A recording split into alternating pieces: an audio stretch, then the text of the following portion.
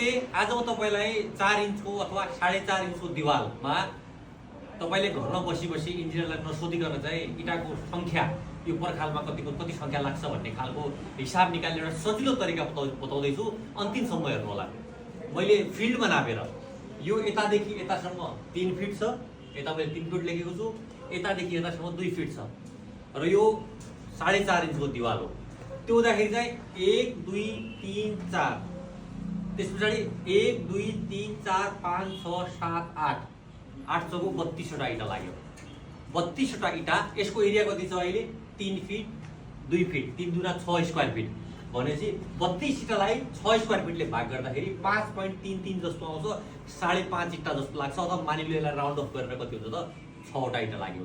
अब तपाईले चाहिँ कुनै वालमा मानौ यो 10 फिट छ, यो 10 फिट छ भने पहिला यसको एरिया निकाल्ने।